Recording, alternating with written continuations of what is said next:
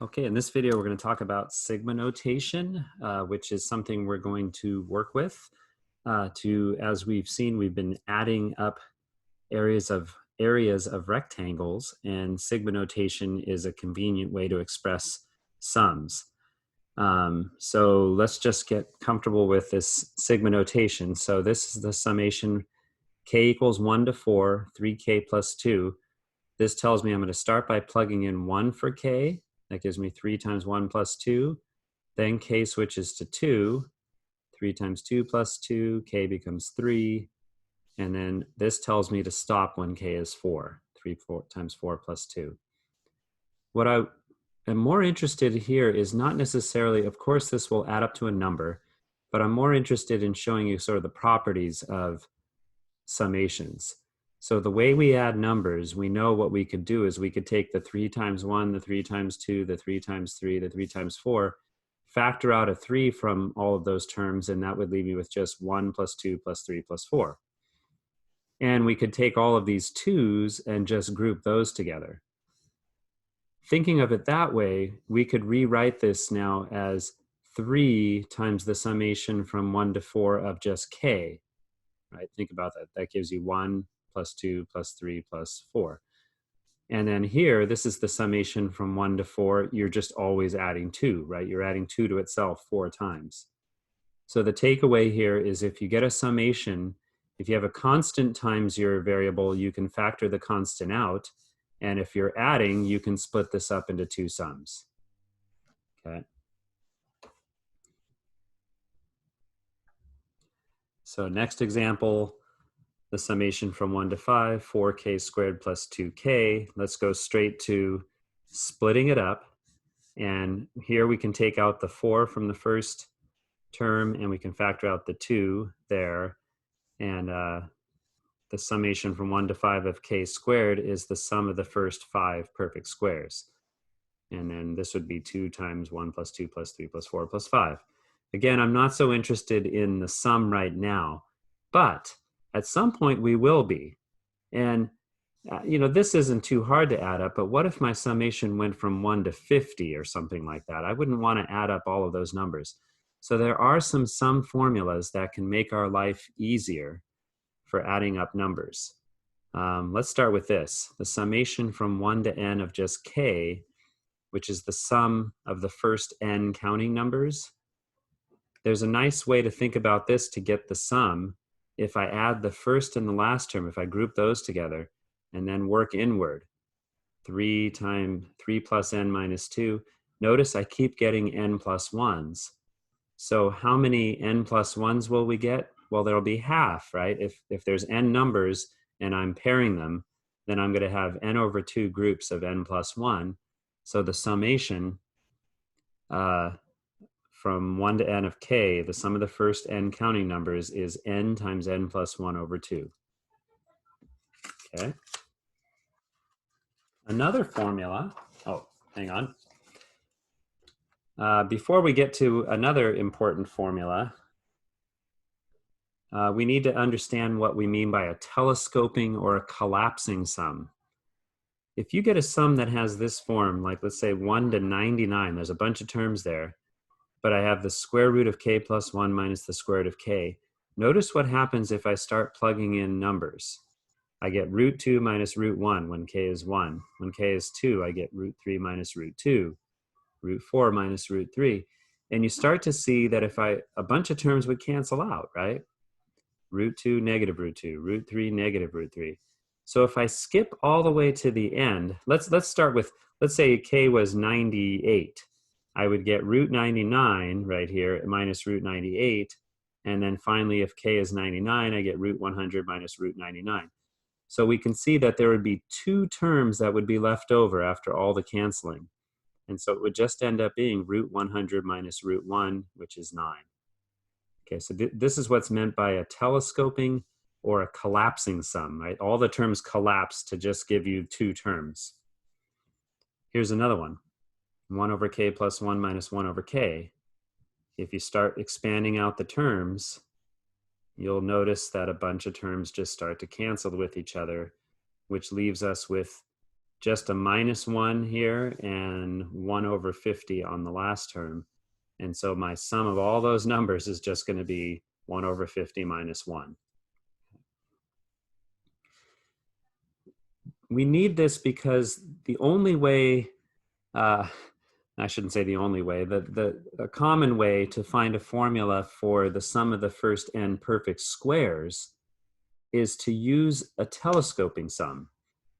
If we look at the telescoping sum, k plus 1 cubed minus k cubed from 1 to n, and if I start writing it out in the same way as we did the other two, we're going to be just left with two terms, n plus 1 cubed minus 1 cubed.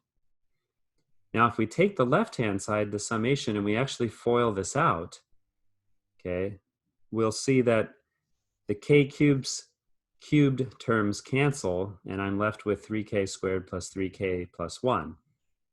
And then on the right side, we know it's just going to boil down to those two terms. If we then split up this sum and factor out constants, so 3 times the summation of k squared plus 3 times the summation of k plus the summation from 1 to n of 1. And then at the same time, what I'm doing is I'm foiling this out, right? I'm cleaning this up because I notice the 1s are going to cancel.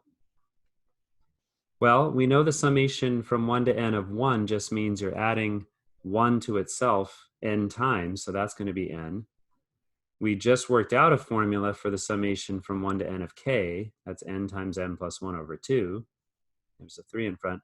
And this is our goal. We're trying to find a formula for the summation of 1 to n of k squared. So if I do some algebra, if I take these terms, what I did is I multiplied them out. I split it up and multiplied it out.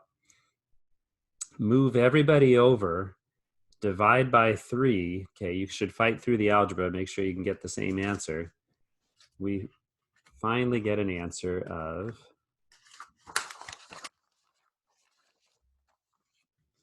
okay, more algebra here at the top. But when it all condenses down, you can factor this, and we have a formula for the sum of the first n perfect squares, n times n plus 1 times 2n plus 1 over 6. Okay.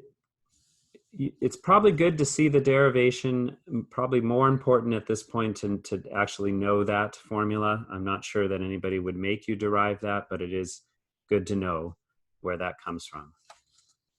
Now that we have a formula, we can add up numbers without adding them, right? If I want to find the sum of the first 10 perfect squares, my value of n would be 10. So I could just plug it in. It would be 10 times 10 plus 1, 2 times 10 plus 1 over 6. And that gives me a sum of 385.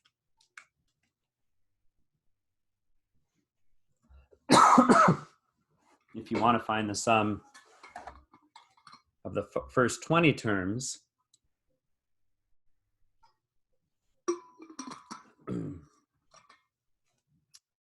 we can split this up into 3 sums, factor out constants, and then just apply the formulas that we just discussed.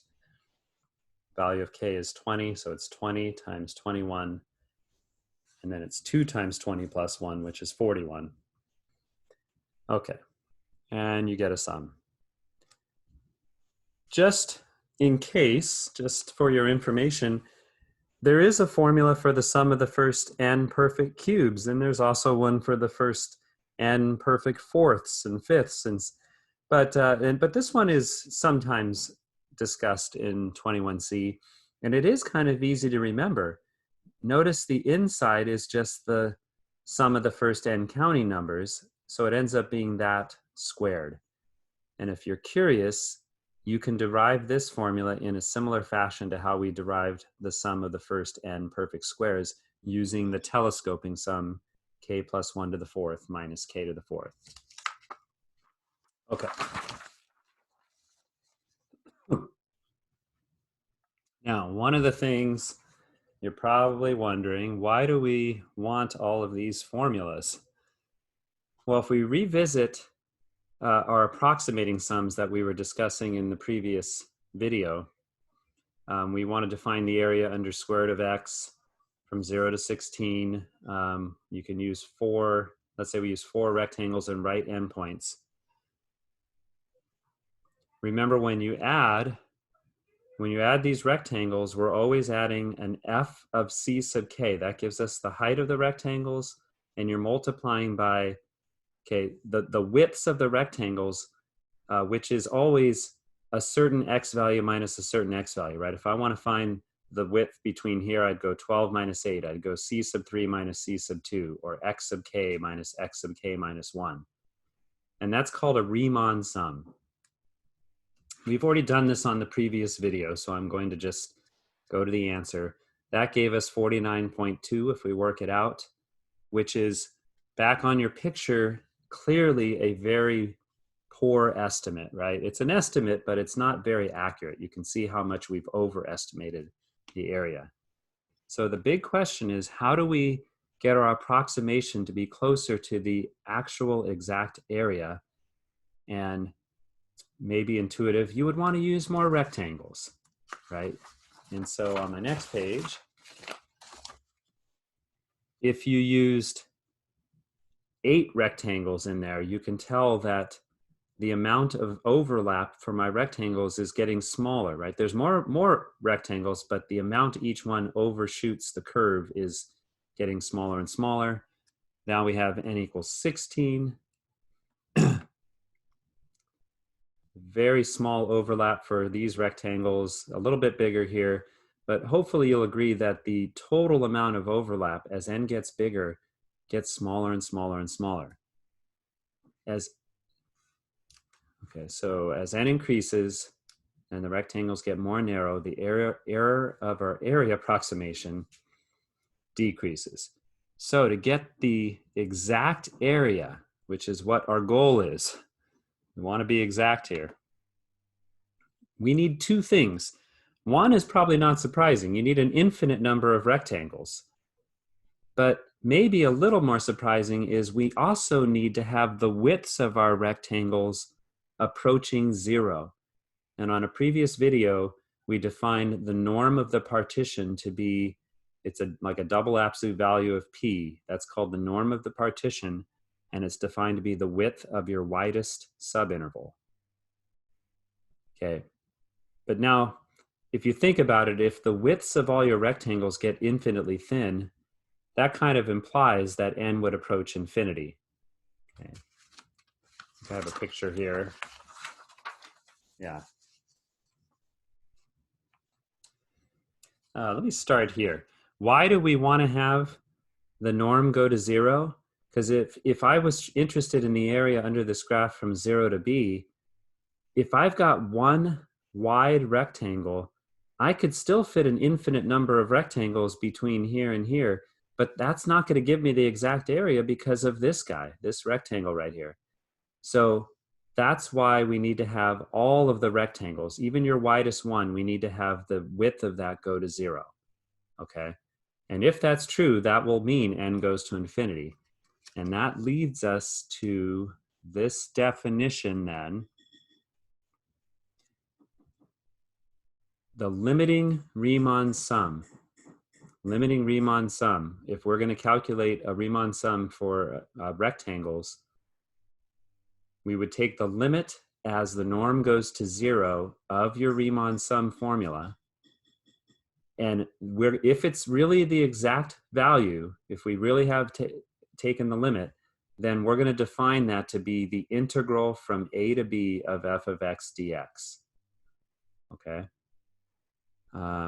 Which will give us the area as long as our graph is entirely above the x-axis. All of the examples we've done so far, that has been true, but we will talk about in a future video what happens if your graph is below the x-axis. Okay, and then a couple things to note here. Remember, x sub k minus 1 could also be thought of as delta x, right? If you have a regular partition. And so in your integral, you know, the f of x is representing the heights of your rectangles. That's like your f of c sub k's. And your delta x and dx are equivalent. Dx can be thought of as the infinitely thin version of delta x, when the widths get infinitely thin. And I say that because a common question I get is, when you see an integral, why does the dx have to be there? What is the dx doing? Well, it literally stands for the widths of my rectangles. So if you didn't have that there, you would just be adding together a bunch of heights, okay, which doesn't really give you area. So it does need to be there. Okay.